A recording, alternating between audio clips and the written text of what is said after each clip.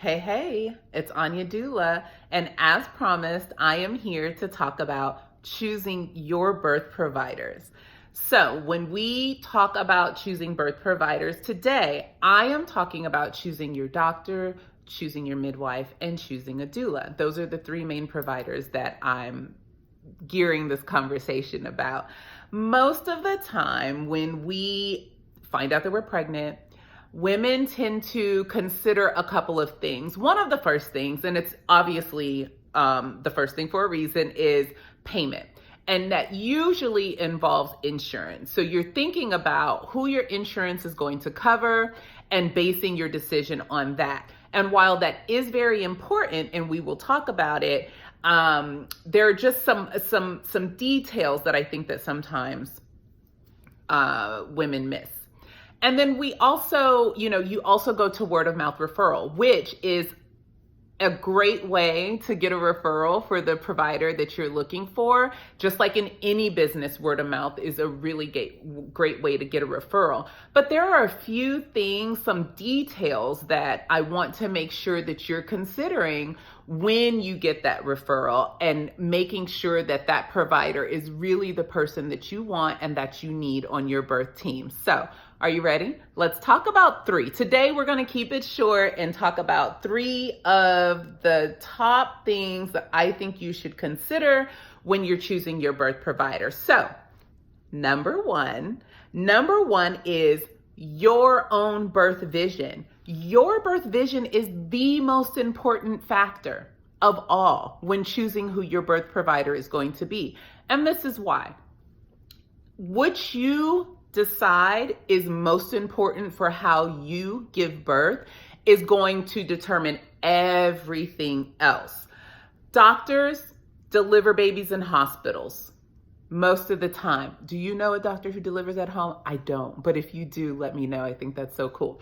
So most of the time, your doctors are going to deliver at a hospital. If you have this dream of a water birth because you watched it on Doula Diaries, your girlfriend had the most amazing water birth, it's always been your dream to have a water birth, well, then you're not going to choose a physician as your provider because, or at least in Houston, it depends on where you are, but at least in Houston, because the hospitals here don't have birthing tubs and they don't allow birth tubs in to be brought into the hospitals. And so then that just defeats your entire vision for your birth. You would want to consider a midwife, and then that's the path that you're going to take. Also, when it comes to midwives, there are different types of midwives. And so if you decide that you want a midwife, but you're still really keen on having a hospital birth, then you're going to choose a certified nurse midwife, because those are midwives who have hospital privileges and they deliver babies in the hospitals. But if you would like a birth center birth, or you would like to have a home birth, you may consider a certified professional midwife. They are the midwives who tend to birth only at home and in birth center. They do not have hospital privileges. There are some, now of course there are going to be, some fluctuations, like there are certified nurse midwives who only deliver at home and they have home birth practices, or they have birth centers themselves. And that is wonderful. And if you find that, hey, you got what you wanted, right? But if you, I just really want you to keep those things in mind. And again, your vision is going to be what sets the decisions that you make from the beginning. So you have to consider those providers and the places that they have, that they practice and that they will deliver babies or help you give birth to your baby. Correction. Okay, number two. The number two thing that you're going to consider when choosing your health provider is how you're going to pay. Now, if you're like most of the clients that I see, most of them are, they work and their employer offers insurance, and that's what they use for their medical coverage whenever they go to see doctors, physicians.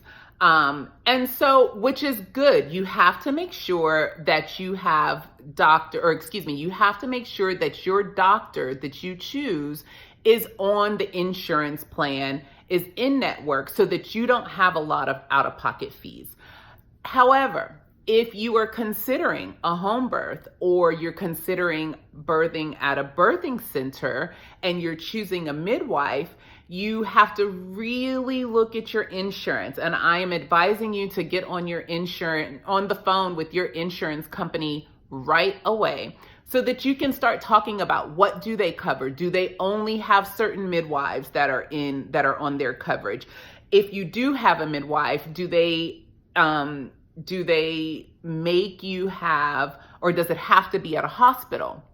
And then that would take a birthing center or a home birth out of the equation for you.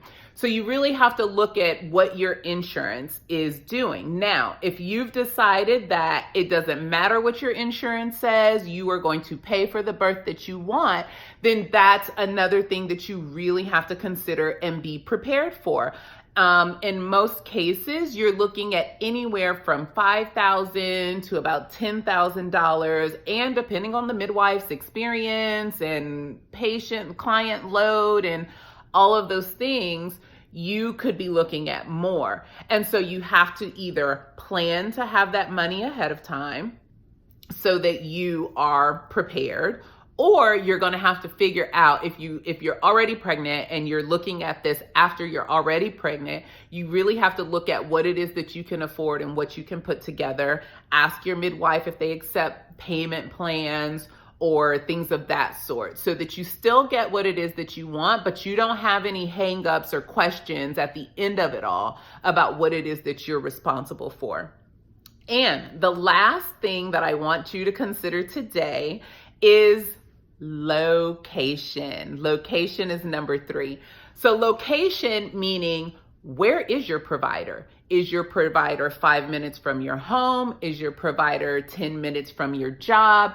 Is your provider far across town? And when we're in places like Houston, Texas, where there's really only like between 9 a.m. and maybe 2 p.m. where you get a clear road here and there. Otherwise, we've got a lot of traffic going on.